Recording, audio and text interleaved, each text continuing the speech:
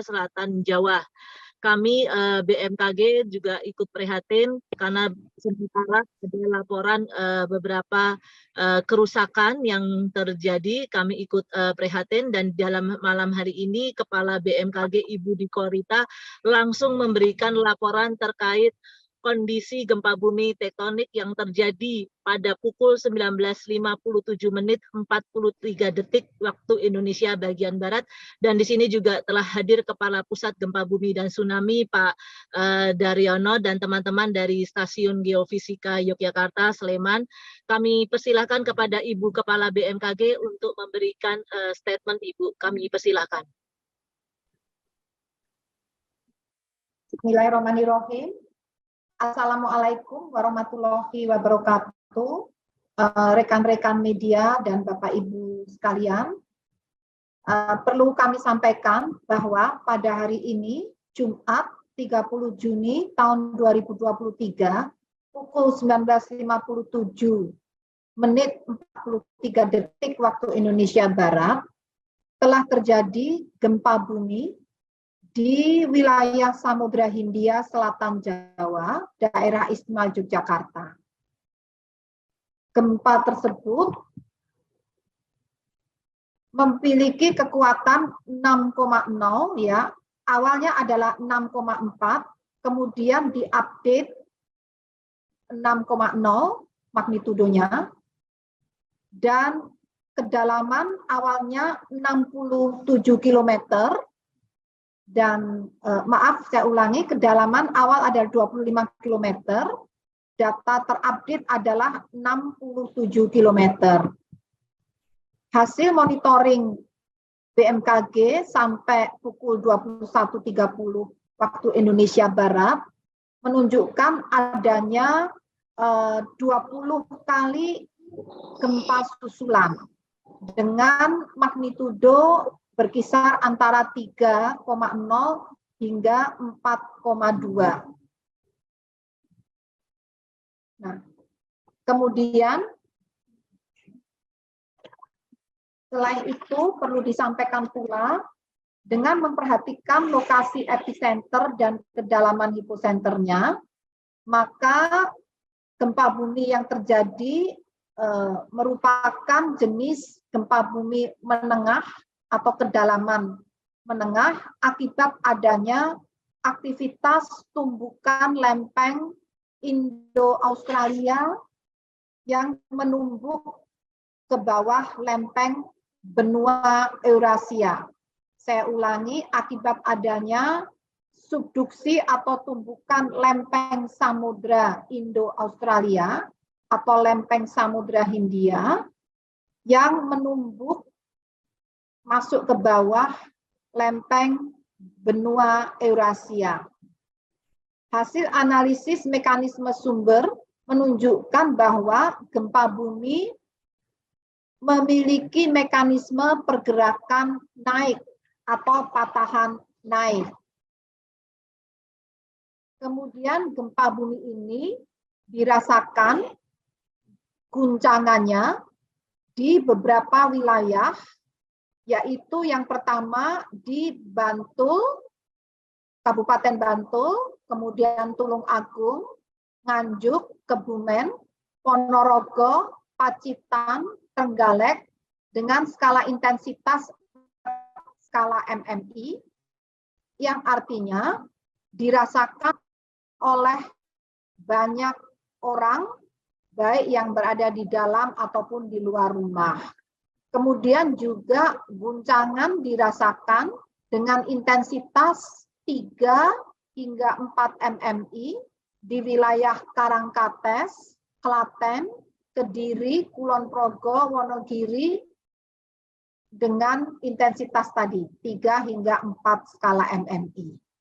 Selanjutnya dirasakan dengan skala guncangan atau intensitas 3 MMI. Artinya getaran dirasakan seperti seakan-akan ada truk sedang lewat, yaitu dirasakan di wilayah Banjarnegara, Purbalingga, Purwokerto, Mojokerto, Pacitan, Gresik, Malang, Salatiga, dan Jepara. Guncangan dirasakan pula dengan skala intensitas 2 hingga 3 mmi di wilayah Lumajang, Ngawi, Blora, dan Bandung. Gempa bumi ini mengakibatkan kerusakan ringan hingga sedang, yaitu di wilayah Kecamatan Piungan, Kasihan, Kabupaten Bantul, kemudian di Desa Jetis, jadi Bantul itu daerah istimewa Yogyakarta, juga di Desa Jetis Kidul, Kecamatan Arjosari, di daerah istimewa Yogyakarta, juga di Kabupaten Pacitan, dan juga Kabupaten Pacitan, khususnya di Kecamatan Pracimantoro, serta di Kabupaten Wonogiri. Selain itu juga terjadi kerusakan ringan di Kecamatan Wedi, Kabupaten Klaten, juga di Kecamatan Tepus, Kabupaten Gunung Kidul, dan Kecamatan Piungan, Kabupaten Bantul. Ini semuanya kerusakan ringan, serta Kecamatan Kasihan, Kabupaten Bantul. Kemudian kami perlu merekomendasikan bahwa masyarakat diimbau untuk tetap tenang tetapi waspada. Gempa susulan masih mungkin akan terjadi. Masyarakat diminta mewaspadai kemungkinan terjadinya gempa susulan signifikan yang berpotensi menimbulkan kerusakan pada bangunan yang sudah lemah.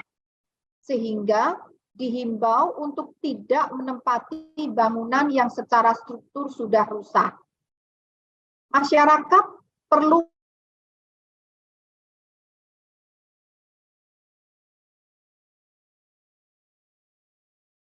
izin Bu, sinyalnya terputus.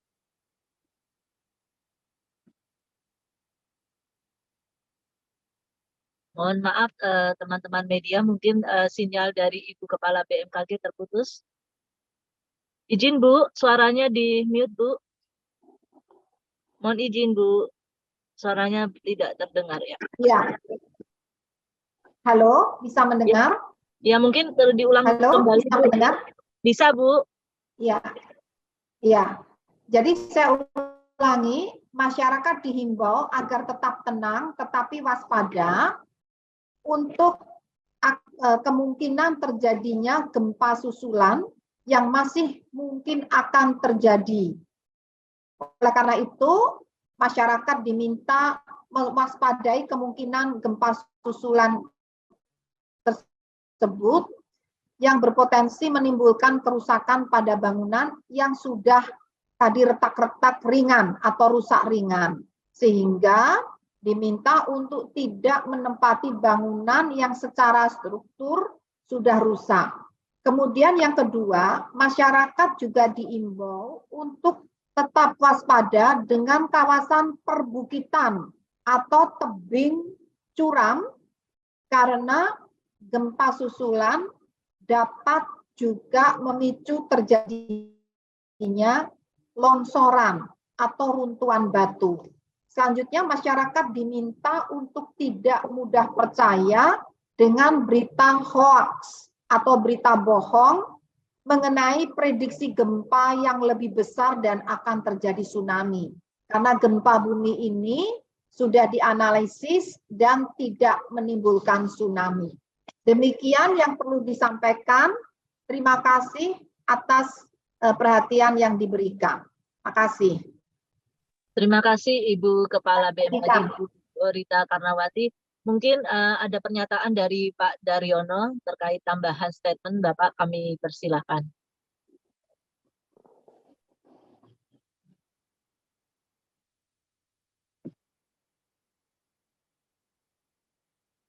Cek Pak Daryono. Ya, terima kasih Mbak Ririn.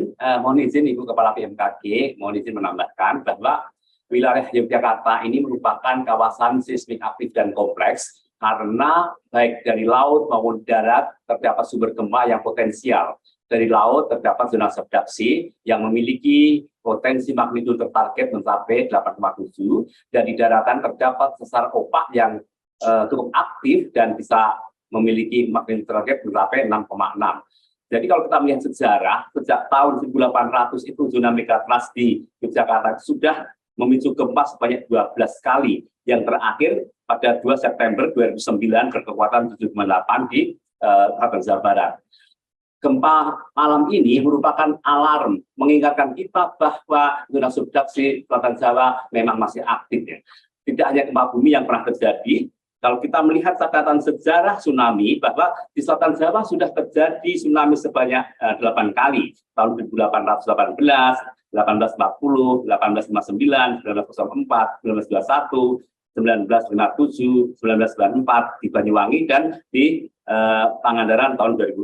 Ini merupakan catatan penting terkait dengan potensi dan terkait bahaya gempa dan tsunami di selatan Yogyakarta dan selatan Jawa pada umumnya.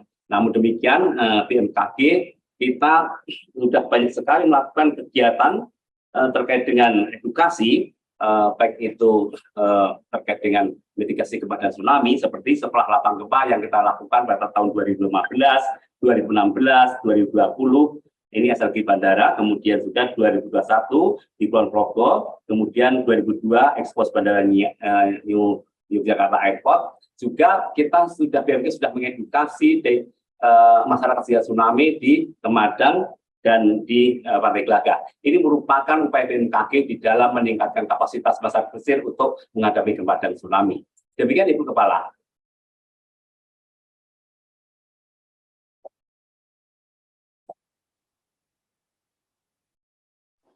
Baik, Pak Daryono, terima kasih statementnya. Mungkin bagi teman-teman media atau yang bergabung di Zoom bisa bertanya, silakan. Kami kasih kesempatan untuk bertanya atau resen atau menuliskan pertanyaan di chat room. Kami buka 5 pertanyaan. Sembari menunggu pertanyaan, mungkin dari teman-teman Stasiun Geofisika Sleman bisa memberikan update terkait gempa bumi yang terjadi malam hari ini. Kami persilakan.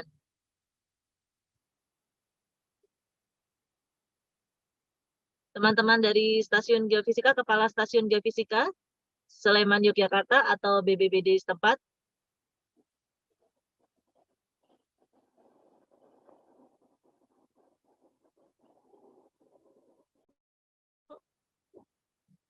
Kami persilakan Ibu kepada teman-teman BBBD DIY yang bergabung.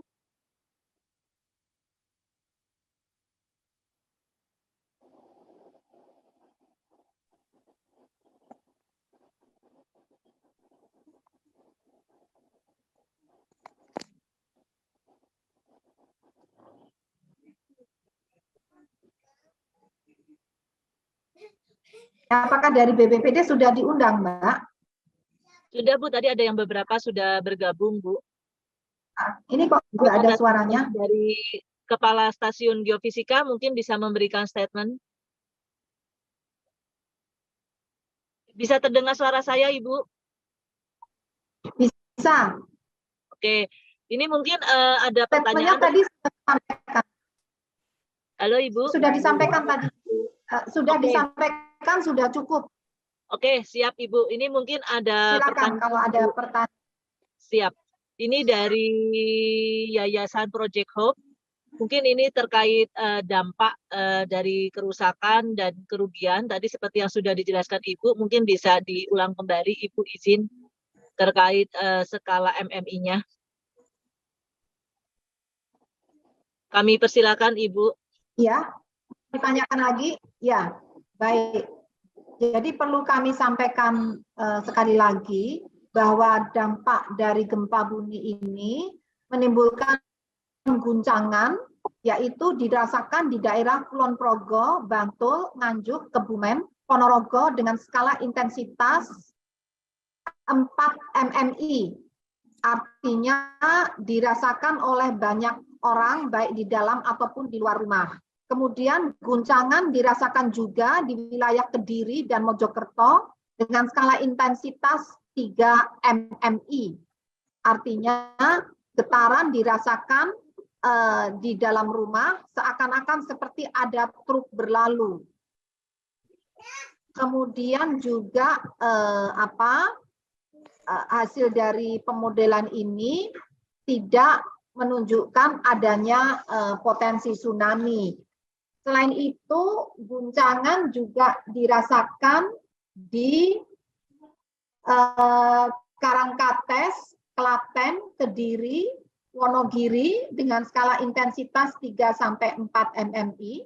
Dirasakan pula di Banjarnegara, Purbalingga, Purwokerto, Mojokerto, Pacitan, Gresik, Malang, Salatiga, Jepara dengan skala 3 mmi.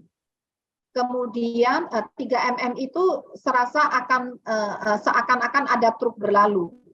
Dirasakan juga di Lumajang, Ngawi, Blora, Bandung dengan skala intensitas 2-3 mmi. Demikian Mbak yang disampaikan. Oke, baik Ibu Dikorita, terima kasih. Ini ada pertanyaan selanjutnya Ibu dari vikanururkompas.com Ibu. Ini kan gempa terasa di beberapa daerah sampai wilayah Bandung. Nah, apa yang mendasari gempa ini terasa ke wilayah-wilayah tersebut Ibu? Jadi faktornya kenapa gempa ini bisa dirasakan?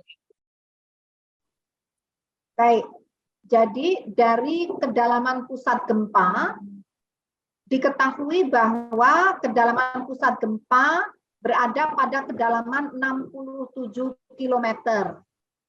Itu merupakan zona kurang lebih merupakan zona kontak, bidang kontak antar lempeng Samudra Indo-Australia atau lempeng Samudra Hindia yang menumbuk di bawah lempeng benua Eurasia. Nah, yang berada di dalam gempa yang terjadi pada bidang kontak tersebut itu pada umumnya karena itu merupakan zona yang kontak itu berarti zona yang lemah, yang kohesinya juga rendah, ini memungkinkan perlambatan guncangan gempa ini melampar lebih luas. Beda kalau ada di dalam masa lempeng batuan tadi. Ini berada di kontak antar dua lempeng. Sehingga perambatan gelombang gempa ini akan terasa, akan merambat lebih luas melampar ke area yang lebih luas lagi. Jadi itu penjelasannya. Barangkali Pak Daryono bisa juga menambahkan penjelasan. Saya persilakan Pak Daryono. Terima kasih Ibu. Penjelasan Ibu sudah benar, namun mohon izin menambahkan bahwa dengan kedalaman 67 km itu merupakan gempa menengah. Sehingga dengan kedalaman yang cukup dalam itu, maka energi yang terpancar, spektrumnya bisa meluas. Sehingga kita mendapatkan informasi gempa ini sampai terasa di Jawa Timur, sampai ke Jawa Barat. Itu memang karena kedalamannya yang sampai 67 itu, sehingga spektrumnya luas dan dirasakan dalam skala yang cukup jauh. Kemudian juga, Ibu benar sekali bahwa dampak gempa tidak hanya dipengaruhi oleh magnitudo dan jarak sumber dan tempat yang mendapat guncangan, tetapi kondisi tanah setempat itu sangat menentukan tingginya guncangan, besarnya guncangan. Karena apa? Karena di daerah yang sedimen tanah lunak dengan ketebalan tertentu itu akan terjadi resonansi gelombang gempa, sehingga terjadilah proses amplifikasi atau perbesaran gelombang gempa, sehingga bisa jadi di tempat jauh dari Yogyakarta karena zona tersebut tanah lunak bisa mengalami resonansi dan terjadi amplifikasi, sehingga guncangannya dirasa cukup besar meskipun jaraknya sangat jauh dari Yogyakarta. Terima kasih Ibu. Oke, siap Bapak Daryono dan Ibu Dikorita, terima kasih. Jadi ada beberapa faktor kenapa. Terima kasih Pak Daryono, Mbak Ririn. Siap Ibu. Ya siap Ibu. Terima kasih Ibu penjelasannya. Jadi yang kenapa bisa dirasakan karena ada beberapa faktor, yaitu struktur tanah dan kedalaman yang cukup menengah ya Pak. Jadi bisa menjalar kemana-mana. Oke, baik, ini yang sudah resen. Mungkin bisa langsung bertanya dari TRC BBBD DIY. Kami persilakan Bapak. Selamat malam, Bu. Selamat malam, Pak. Dari Mohon izin Bu BPPDDIY. menyampaikan situasi situation report atau laporan situasi terkini berkaitan dengan Silakan, Pak. gempa bumi 6,4 skala Richter pada tanggal 30 Juni 2023 pukul 19.57. Update data kami pukul 22.00, rata-rata yang terdampak paling banyak adalah Gunung Kidul. Gunung Kidul sejumlah yang data masuk ini tapi masih berproses 40 titik dampak. Kemudian Bantul ada 9 titik, Kulon Progo ada 5 titik terdampak. Nah, dari beberapa dampak ini akan kami update per 1 jam sekali. Nanti juga melalui station report yang akan dilaporkan kepada dari Pak Kepala Pelaksana, akan kepada Kepala Badan serta kepada Gubernur. Rata-rata yang terdampak kerusakan adalah kerusakan melorotnya atap rumah, genteng, serta retak-retak di beberapa tembok rumah. Nah itu. Nah, meskipun gempa yang cukup besar 6,4, namun untuk saat ini beberapa kerusakan yang terjadi dalam tanda kutip baru sebatas kerusakan atap bangunan, yaitu genteng yang pada rontok. Meskipun ada beberapa tembok retak maupun tembok ambrol yang rata-rata karena konstruksi. Nah itu. Mungkin laporan awal dari kami TRC BPBD adalah seperti itu. Matur nuwun. Terima kasih sekali Bapak, laporan update-nya dari TRC BPBD Daerah Istimewa Yogyakarta.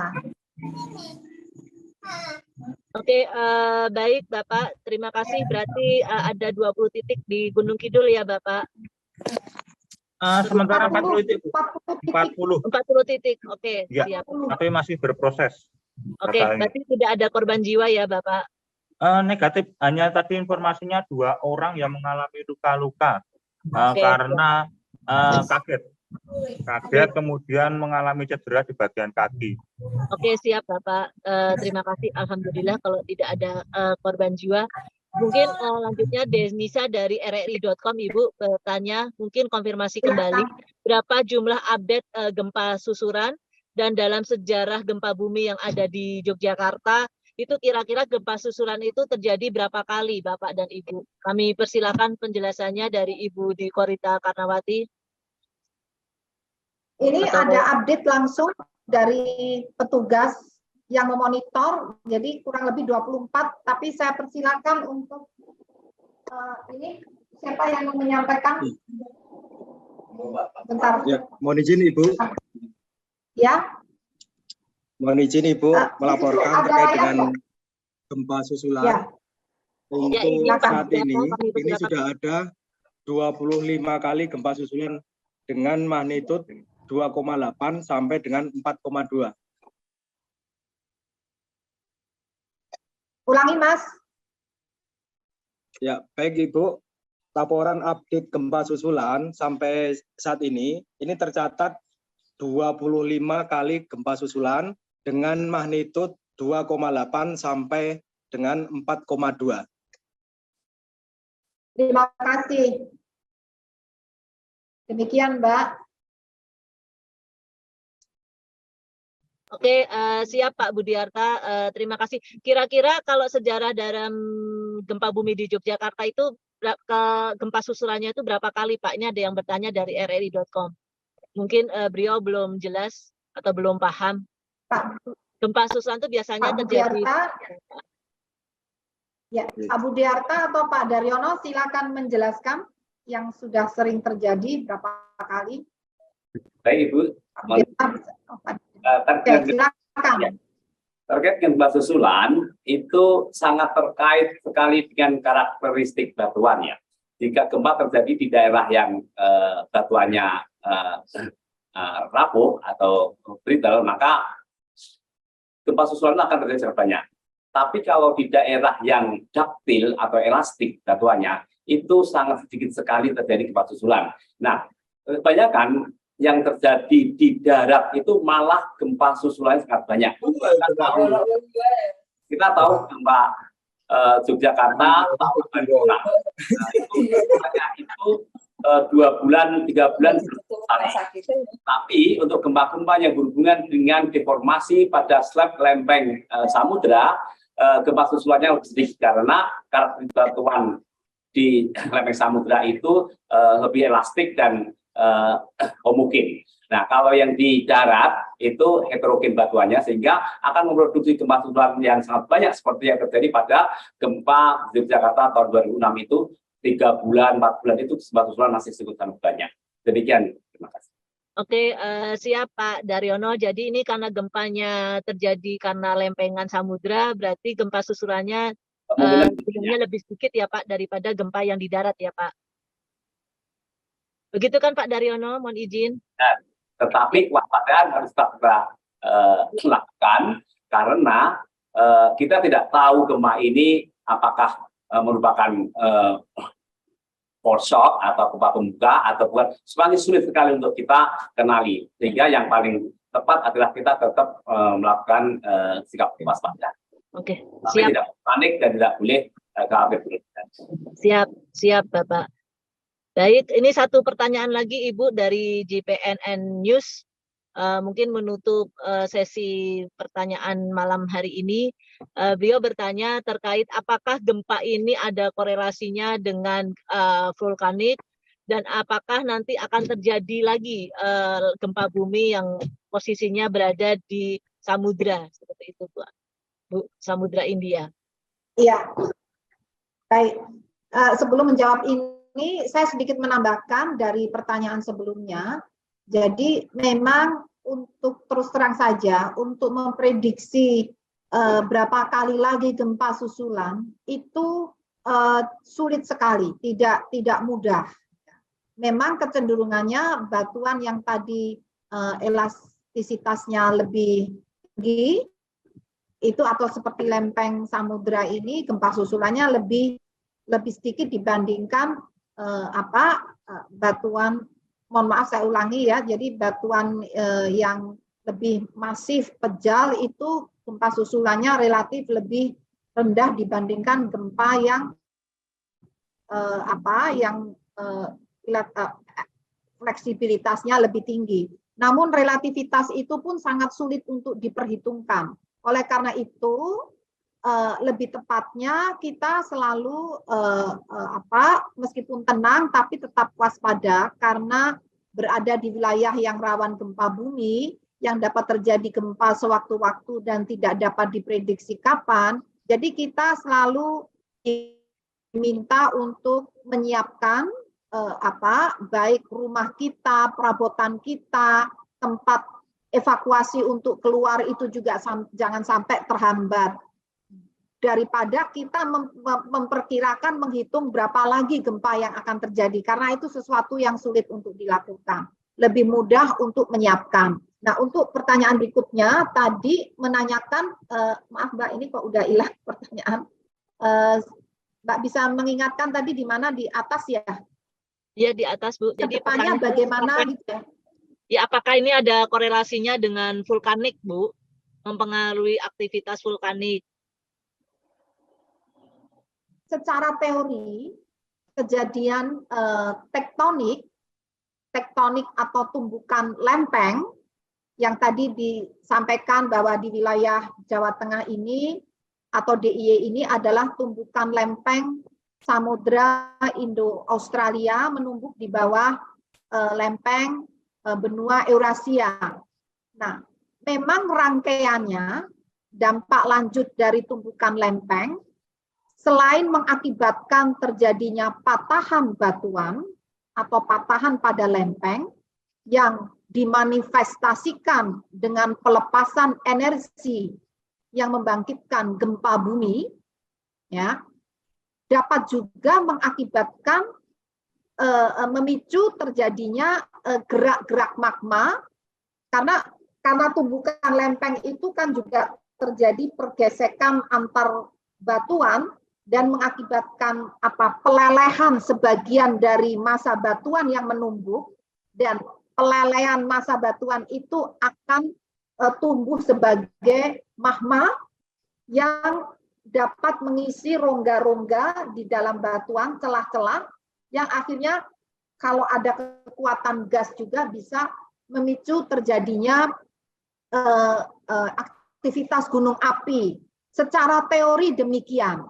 Namun secara faktual, fenomena itu harus dimonitor. Tidak secara otomatis langsung pasti kalau ada gempa lalu diikuti erupsi gunung api. Tidak selalu. Nah, caranya bagaimana untuk mengetahui? Jadi baik gunung api dan gempanya dimonitor. Nah, dari monitoring gempa ini masih ada gempa-gempa susulan. Nah, ini perlu dicek dari monitoring gunung api. Nah, gunung api yang ada di sekitar lokasi gempa ini, misalnya Gunung Merapi. Nah, itu silahkan dicek hasil monitoringnya pada aplikasi mobile phone Magma Indonesia. Nah, itu silakan ada Mbak Magma Indonesia. Di situ akan terdeteksi bagaimana aktivitas gunung api. Ini saya coba juga cek di sini. Di sini Gunung Merapi nampaknya tidak ada, belum dilaporkan adanya peningkatan aktivitas. Silakan semuanya ini di bawah Kementerian ESDM. Jadi yang memonitor gunung api itu bukan BMKG. Monitoring gunung api itu dilakukan oleh Kementerian Energi dan Sumber Daya Mineral di bawah Badan Geologi, tepatnya di bawah Pusat Vulkanologi dan Mitigasi Bencana Geologi. Nah, ini di sini dari aplikasi ini kita lihat Gunung Merapi tidak ada peningkatan aktivitas vulkanisme. Jadi sementara bisa disimpulkan gempa yang tadi ini tidak berkorelasi dengan tidak menimbulkan, insya Allah tidak menimbulkan efek kepada aktivitas vulkanisme. Nah, ini tentunya terus saja silakan Anda bisa ikut memonitor dari aplikasi Magma Indonesia. Nah, di situ nanti kalau ada peningkatan aktivitas warnanya bisa berubah, misalnya dari hijau meningkat menjadi kuning. Hijau itu dari waspada bisa meningkat menjadi siaga atau bisa lagi meningkat menjadi awas. Namun sampai saat ini kami melihat dari aplikasi itu tidak ada peningkatan aktivitas gunung api akibat gempa yang tadi untuk sementara sampai saat ini. Demikian. Oke, baik Ibu Dwi Korita Fatmawati penjelasannya. Mungkin tadi pertanyaan penutup ya, karena sudah malam Ibu mohon izin. Mungkin sebelum ditutup mungkin ada closing statement dari Ibu Kepala BMKG terkait kegiatan jumpa pers malam hari ini. Kami persilahkan Ibu. Baik, jadi sekali lagi gempa bumi ini telah terjadi tadi sekitar pukul 19.57 ya, dengan kekuatan 6,4 dan diupdate menjadi 6,0 dan kedalamannya merupakan gempa menengah yang di situ berada pada kurang lebih di zona kontak antar lempeng, zona tumbukan lempeng, sehingga dampaknya pun selain dari kedalaman juga kontaknya ini mengakibatkan spektrum pelamparannya juga luas. Dan terjadi pula gempa-gempa susulan. Namun yang lebih penting adalah kami menghimbau agar masyarakat tetap tenang, jangan terlalu mudah terpancing dengan berbagai informasi yang tidak dapat dipastikan kebenarannya. Mohon untuk terus memonitor perkembangan informasi dari BMKG untuk kegempaan, dari BMKG melalui aplikasi mobile phone Info BMKG. Nah, kalau Anda ingin mengetahui tentang kegunung apian, karena tadi ada yang bertanya, silakan jangan mudah percaya informasi selain dari Pusat Vulkanologi dan Mitigasi Bencana Geologi Kementerian ESDM melalui aplikasi Magma Indonesia. Dan tadi kami juga melihat sampai saat ini tidak ada peningkatan aktivitas. Tapi silakan apabila akan memonitor sendiri, itu lebih tepat ya, agar lebih tenang ya install aplikasi tersebut selain info BMKG. Demikian, saya mohon juga tetap waspada untuk bangunan-bangunan yang sudah rusak ya, sudah rusak atau mengalami retakan-retakan, kurang aman untuk dihuni, jangan berada di dalam bangunan tersebut atau di dekat bangunan tersebut. Masih banyak bangunan yang utuh, kami lihat, saya kebetulan ada di lokasi gempa tersebut, masih cukup banyak bangunan yang utuh, silakan tetap tinggal sambil terus waspada. Terima kasih.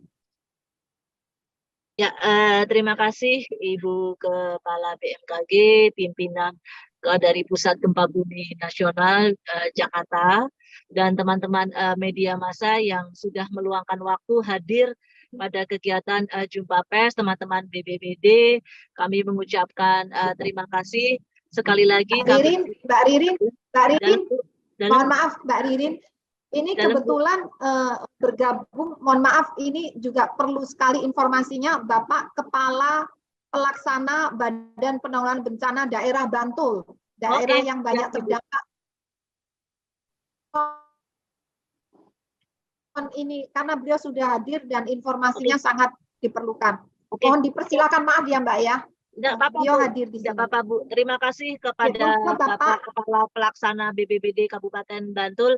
Kami persilakan Pak jika ada tambahan informasi untuk teman-teman media massa. Halo Pak. Nanti di mute Bapak. Di mute. Unmute mohon. Halo, tes. Ya, halo Pak, sudah Pak. Ya, silakan Bapak. Suaranya udah keluar. Ya, terima kasih.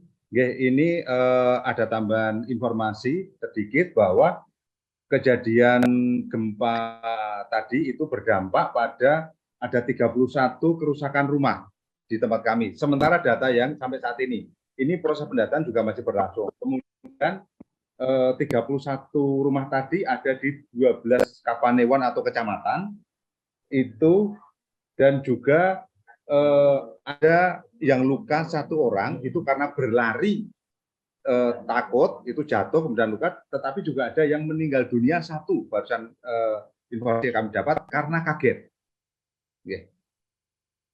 Itu yang sementara tambahan laporan data yang kami sampaikan. Terima kasih. Baik, Bapak. Terima kasih Bapak Kepala Pelaksana. Monggo Mbak.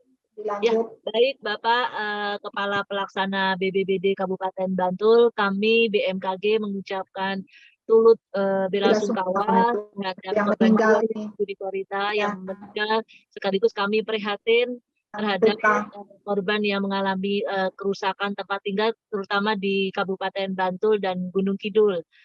Mungkin sudah ya Ibu ya, kami tutup Bu. Mungkin nanti teman-teman dari BPBD. Terima kasih semuanya rekan media. Meneruskan dan BPBD. Ya, terima kasih teman-teman media. Sekali lagi kami mengucapkan sebagai mata rantai bencana yang tidak ada henti-hentinya menyebarkan informasi terkait kebencanaan khususnya kepada masyarakat, dan kami mohon kepada teman-teman media massa juga ikut mengatasi kabar bohong atau isu atau hoax yang tidak benar. Baik, kami sekali lagi mengucapkan terima kasih. Selamat menikmati akhir pekan yang masih tersisa. Dan bagi warga yang terkena kerusakan, kami mengucapkan ikut prihatin dan belasungkawa. Baik Ibu, kami ucapkan terima kasih sekali lagi. Assalamualaikum warahmatullahi wabarakatuh.